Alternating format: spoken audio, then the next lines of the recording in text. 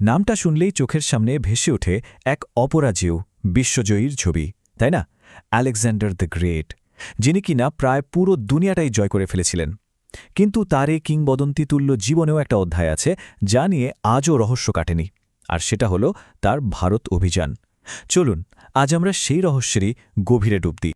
ভাবুন তো, যিনি একের পর এক সাম্রাজ্য ধুলোয় মিশিয়ে দিয়েছেন, তার যাত্রাপথেই এমন একটা যুদ্ধ ছিল যা নিয়ে ঐতিহাসিকদের মধ্যে বিতর্ক আজও থামেনি।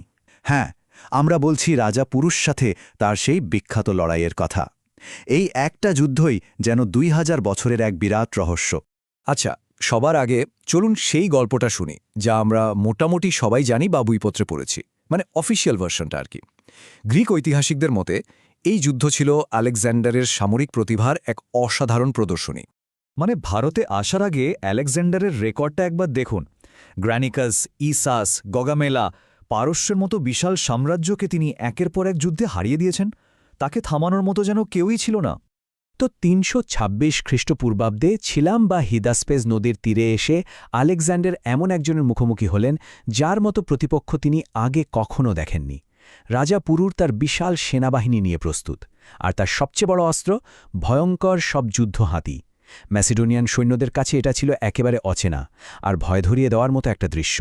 প্রচলিত গল্পটা বলে যে ভয়ানক যুদ্ধের পর পুরু হেরে যান, কিন্তু তার বীরত্ব দেখে আলেকজান্ডার মুগ্ধ হয়ে যান।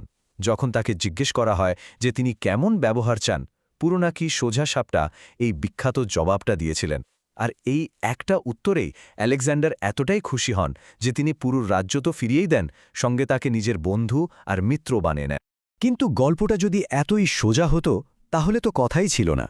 আসল মজাটা শুরু হয় ঠিক এখান থেকেই। এই যে এত সুন্দর একটা জয়ের গল্প, এর পেছনে এমন কিছু প্রশ্ন লুকিয়ে আছে যা পুরো ধারণাটাকেই নাড়িয়ে দেয়।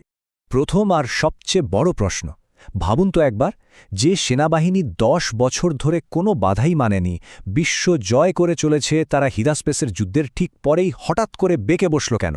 কেন তারা আর এগোতে রাজি হল না? দ্বিতীয় প্রশ্নটা আলেকজান্ডারের ব্যবহার নিয়ে।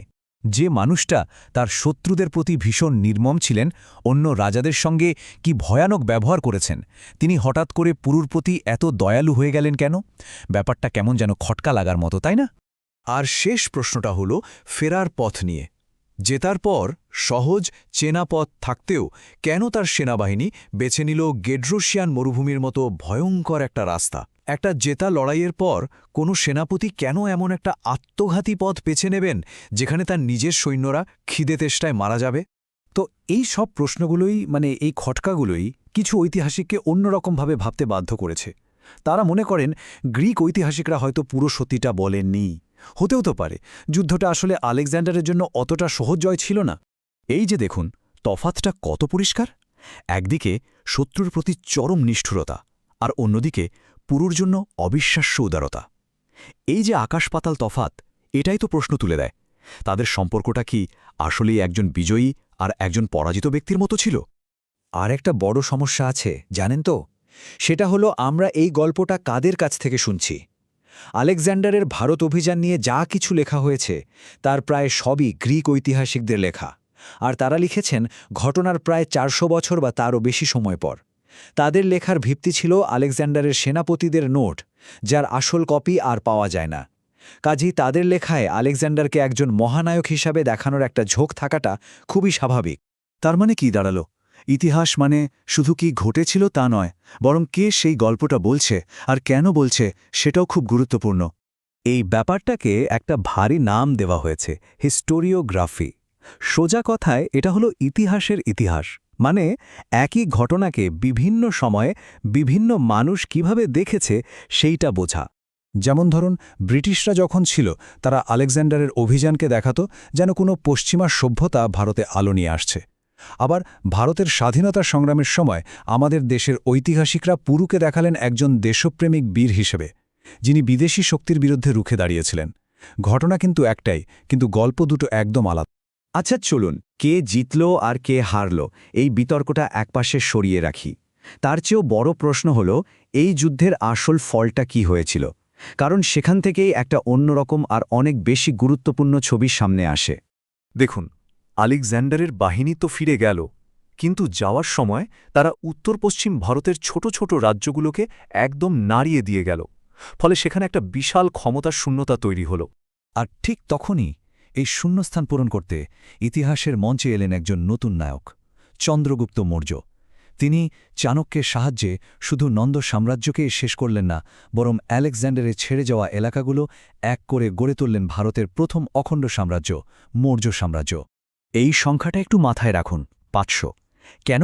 কারণ এটা পুরো খেলার মোড় ঘুরিয়ে দিয়েছিল।